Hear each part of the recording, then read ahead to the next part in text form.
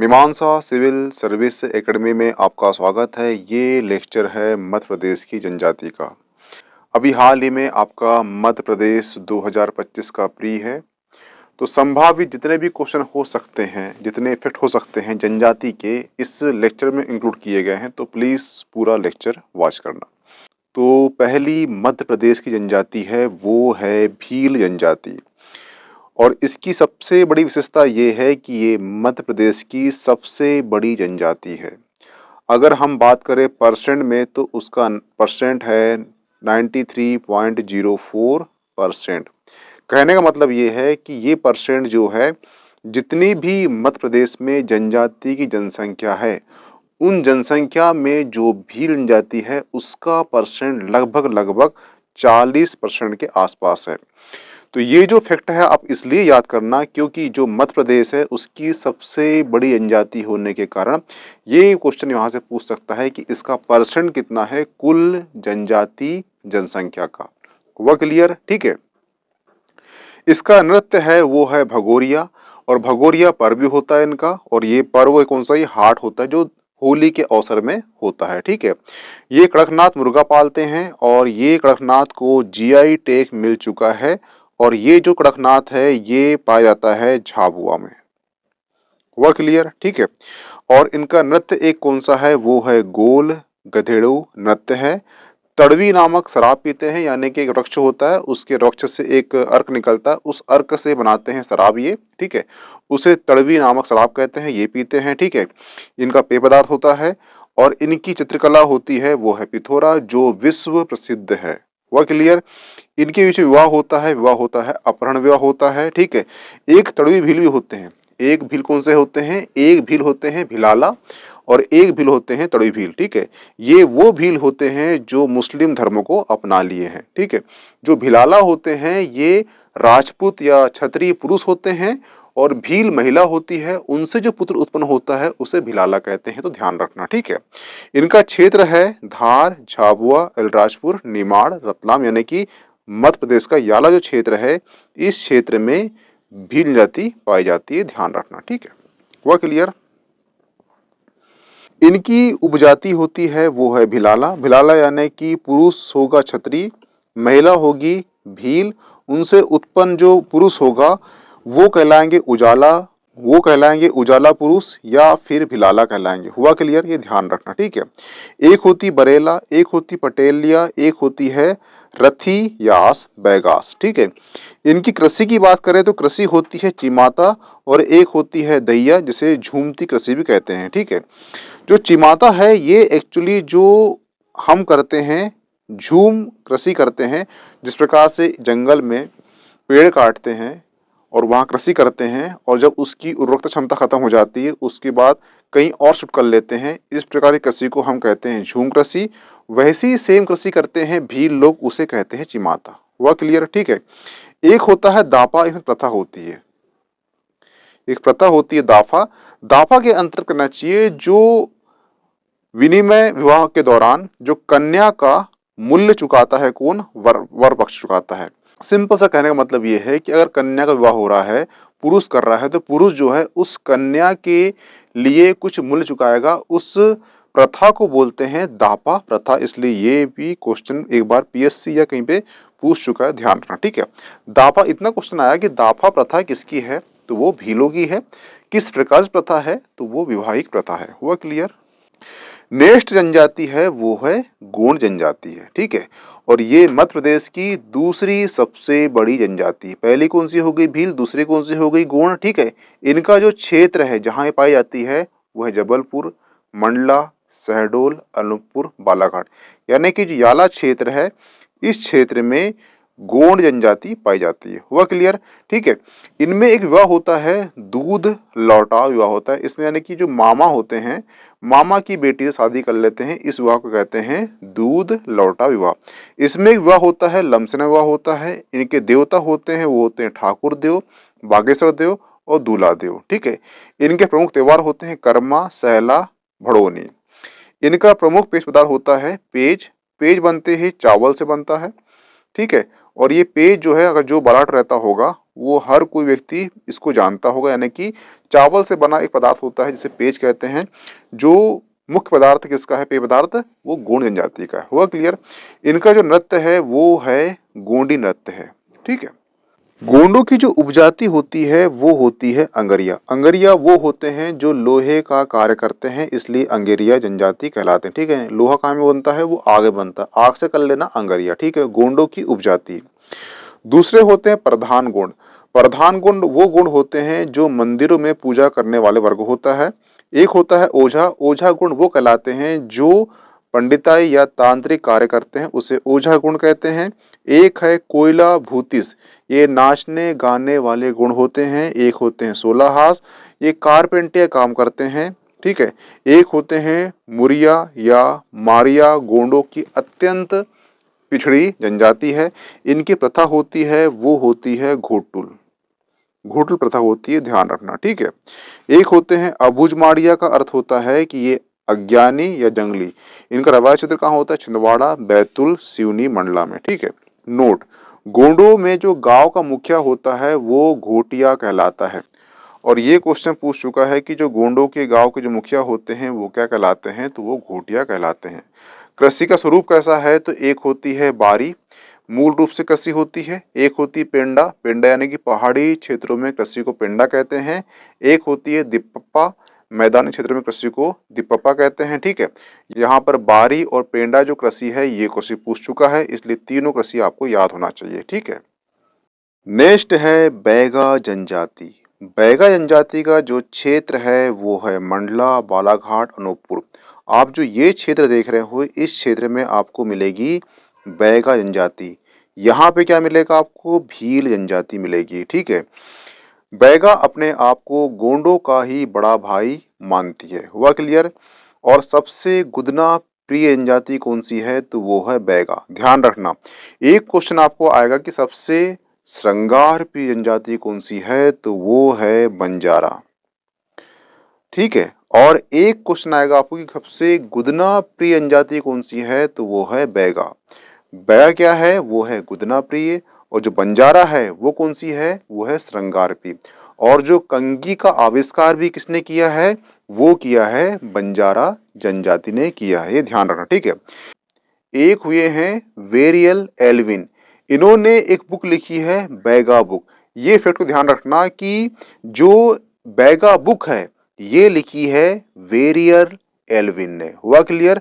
इनका नृत्य होता है सुवा नृत्य और परधुनी नृत्य। कृषि कौन सी होती है, झूम कृषि, जिसे बेवार या पोंडू कहते हैं। ये पोंडू एक बार पीएससी में ही क्वेश्चन पूछ चुका है कि पोंडू क्या है, तो ये बैगाओं की जो जनजाति होती है। जो पोंडू क्या है, तो पोंडू एक बैगा जनजाति की कृषि पद्धति होती है। हुआ क्लियर। इनके देवता होते हैं बूढ़ा देव, जो साज के वृक्ष में निवास करते हैं। हुआ क्लियर। ठीक है। नेक्स्ट है सहारिया जनजाति। इनका जो क्षेत्र है ये है गुना, शिवपुरी, भिंड, ग्वालियर, विदिशा, रायसेन, श्योपुर। आपको ये क्षेत्र दिख रहा है, इन क्षेत्र में आपको क्या मिलेगी, वो मिलेगी सहारिया जनजाति। हुआ क्लियर। इनका नृत्य होता है वो होता है दुल दुल घोड़ी। सबसे अधिक शराब पीने वाली जनजाति कौन सी है, वो सहारी जनजाति है। और शेर को अपना छोटा अनुज मानती है कौन, सहारी जनजाति। और ये क्वेश्चन जो है मध्य प्रदेश पीएससी ने क्वेश्चन पूछ चुका है, किसमें, वो पूछ चुका है प्री में। ध्यान रखना। हुआ क्लियर। नेक्स्ट है भारिया जनजाति। जो भारिया जनजाति है इसका जो क्षेत्र है वो है छिंदवाड़ा, पातालकोट में पाई जाती है। एक कहानी ये है, पौराणिक कहानी की, जो पांडव लोग हुए हैं, पांडव लोगों ने 12 वर्ष का काटा था वनवास। ठीक है। उसमें एक वर्ष का था अज्ञातवास। तो उस एक वर्ष के अज्ञातवास में ये छिंदवाड़ा साइड आए थे। और यहाँ पे जो जनजाति रहती है उनको इन्होंने, पांडवों ने शस्त्र विद्या और धनुर् विद्या सिखाई थी। और पांडव की रक्षा का भार उठाया था यहाँ की जनजाति ने। ठीक है। भार उठाने के कारण ही ये कहलाई भारिया जनजाति। हुआ क्लियर। इनका क्षेत्र कौन सा है, ये है पातालकोट छिंदवाड़ा में। ठीक है। और जनसंख्या में सबसे छोटी जनजाति है। ठीक है। आपसे जनसंख्या पूछेगा सबसे बड़ी, तो वो है भील। छोटी पूछा आपसे जनसंख्या में तो वो है भारिया। हुआ क्लियर। इनका नृत्य होता है वो होता है भड़म नृत्य होता है, ध्यान रखना। नेक्स्ट जनजाति है वो है कोल जनजाति। और जो कोल जनजाति है ये मध्य प्रदेश की सबसे बड़ी तीसरे नंबर की जनजाति है। इसकी उपजाति कौन सी है वो है रोतेला, रतेला, रेवरिया, कोटिया और कंठुरिया। ठीक है। इनका नृत्य होता है वो है दहका नृत्य। वह क्लियर। सबसे महत्वपूर्ण फैक्ट ये है कि जो कोल जनजाति है उनसे संबंध किसका है, माता सबरी का है। वह क्लियर। इनका जो क्षेत्र कौन सा है जहां पाई जाती है वो है रीवा, सीधी, शहडोल, जबलपुर, यहाँ पर पाई जाएगी। और सबसे महत्वपूर्ण पॉइंट ये है कि इनकी पंचायत को बोलते हैं गोइया। और ये क्वेश्चन में एक बार प्री में क्वेश्चन पूछ चुका है। हुआ क्लियर। नेक्स्ट है कोरकू जनजाति। इसका शाब्दिक अर्थ होता है मनुष्य का समूह। ठीक है। और इनका क्षेत्र कौन सा जहाँ पाई जाती है वो है नर्मदापुरम यानी कि होशंगाबाद, बैतूल, छिंदवाड़ा, हरदा। इनका जो नृत्य होता है वो होता है चटकोरा नृत्य होता है। प्रमुख देवता होते हैं इनमें डोगर देव, मेघनाथ की पूजा करते हैं। और प्रमुख त्योहार होते हैं वो है खम्ब और स्वांग। इनकी उपजाति होती है वो होती रूमा, बाबरिया, बंदोइया और डूला रय। वह क्लियर। एक होती है अंगरिया जनजाति होती है। अंगरिया जनजाति जो होती है ये लोहे का वस्तु बनाने का कार्य करती है। इसलिए इनका देवता कौन होगा वो होगा लोहासुर। ठीक है। इनका निवास स्थल कहलाता है जलती हुई भट्टी। काम क्या करते हैं, लोहे के औजार बनाने का काम करते हैं। एक जनजाति होती है पारधी जनजाति। यहाँ से ओनली एक फैक्ट याद रखना कि ये कबीरपंथी होते हैं। वह क्लियर। एक जनजाति होती है वो है हलवा जनजाति। और ये ओनली बालाघाट में पाई जाती है मध्य प्रदेश के। एक जनजाति होती है उरांव जनजाति। ये सबसे ज्यादा किसी जनजाति का ईसाईकरण हुआ है तो वो हुआ है उरांव जनजाति का हुआ है।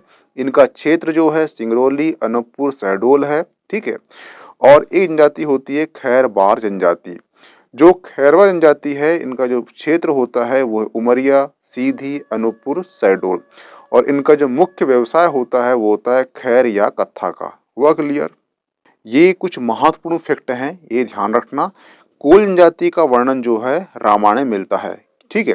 क्योंकि कोल जनजाति का संबंध किससे है, माता सबरी से है। तो कहाँ मिलेगा उल्लेख, रामायण में मिलेगा। ठीक है। महाभारत और मार्कंड पुराण में भी इसका उल्लेख मिलता है किसका, कोल जनजाति का। यानी कि सबसे प्राचीन जाति कौन सी कहलाएगी, वो कहलाएगी कोल जनजाति। जो रानी अवंती बाई है इनका बलिदान दिवस मनाया जाता है 20 मार्च को। मध्य प्रदेश में जो पेशा एक्ट है लागू हुआ है 15 नवंबर 2022। इसकी डेट वाइज इसको याद रखना। हुआ क्लियर। ठीक है। जनजाति छात्रों को कोचिंग के लिए योजना कौन सी थी, तो वो थी आकांक्षा योजना। और ये जो है मध्य प्रदेश पीएससी के जो प्री है वहाँ ये क्वेश्चन पूछ चुका है। और जनजाति क्षेत्रों में जो औषधि पौधे होते हैं उनकी खेती के लिए एक योजना लॉन्च की गई थी। उस योजना का नाम है देवारण्य योजना। जो मध्य प्रदेश का राजकीय पर्व है वो है भगोरिया। जो लहरी बाई है ये बैगा जनजाति से संबंधित रखती है। और इनका जो जिला है वो है मंडला। हुआ क्लियर। भारत का जो रॉबिन हुड कहलाते हैं वो कहलाते हैं टांटिया मामा। ठीक है। परंतु जो निमाड़ के रॉबिन हुड है वो कहलाते हैं भीमा नायक। ठीक है। ये दोनों में कंफ्यूज नहीं होना। जो रॉबिन हुड होते हैं भारत के वो कौन हो गए, टांटिया मामा हो गए। अब निमाड़ से कल्याण नायक, तो भीमा नायक कहाँ के हो गए, वो निमाड़ के रॉबिन हुड हो गए। जो भूरी बाई है भील चित्रकार, ये झाबुआ से संबंधित है। पिथौरा चित्रकला के श्रेष्ठ चित्रकार हैं फेमा फाल्या। ये किससे संबंधित है, ये भील जनजाति से संबंधित है। बादल भोई आदिवासी संग्रहालय कहाँ पर है, तो ये छिंदवाड़ा में है। ठीक है। आदिवासियों का मसीहा किसे कहते हैं, तो वो है अमृतलाल ठक्कर को कहते हैं। ठीक है। बैगा जनजाति को जोधाबाई का संबंध किस जिले से है, तो ये क्वेश्चन जो है मध्य प्रदेश पीएससी ने अपने प्री क्वेश्चन पूछ चुका है कि जोधाबाई का संबंध किस जिले से है, तो वो उमरिया जिले से है। भीलों का गांधी किसे कहते हैं, तो वो है मामा बालेश्वर दयाल को भीलों का गांधी कहते हैं। नेक्स्ट है बैतूल में 1930 में जंगल सत्याग्रह का आंदोलन गंजन सिंह कोरकू द्वारा किया गया था। ठीक है। बिरसा मुंडा महानायक का जन्म जो है 15 नवंबर 1875 में हुआ था। मध्य प्रदेश में पहले आदिवासी मुख्यमंत्री कौन थे तो वो थे राजा नरेश चंद्र थे और ये 13 दिन के लिए ही सीएम बने हैं। सबसे कम दिन पूछेगा इनसे भी कम दिन का तो अर्जुन सिंह का है, परंतु अर्जुन सिंह एक दिन सीएम बनने के पहले 2 बार सीएम रह चुके थे। परंतु व्यक्ति के रूप में क्वेश्चन पूछेगा आपसे ये कौन सबसे कम दिन के सीएम रहे हैं तो वो है राजा नरेश चंद्र सिंह और पहले ये आदिवासी सीएम थे। हुआ क्लियर। जो मंजू ओझा है इन्होंने बैतुल में घोड़ा डोंगरी एक गांव है वहां पर अंग्रेजों के खिलाफ आंदोलन का नेतृत्व किया था, ये ध्यान रखना। ठीक है। छिंदवाड़ा जिले में बादल भोई एक क्रांतिकारी नेता थे। नेक्स्ट है मध्य प्रदेश की मदर टेरेसा किसे कहते हैं तो वो है लीला जोशी को मध्य प्रदेश की मदर टेरेसा कहते हैं। नेक्स्ट है गोंड जनजाति के भुज सी श्याम को किस क्षेत्र से संबंधित है तो ये प्रसिद्ध चित्रकार हैं। ठीक है। नेक्स्ट है रानी कमलापति रेलवे स्टेशन का उद्घाटन कब किया गया है तो ये ध्यान रखना 15 नवंबर 2021 को। जो पहले हबीबगंज रेलवे स्टेशन था उसका नाम बदलकर रानी कमलापति रेलवे स्टेशन कर दिया गया है और जो रानी कमलापति थी ये अंतिम गोंड शासिका थी।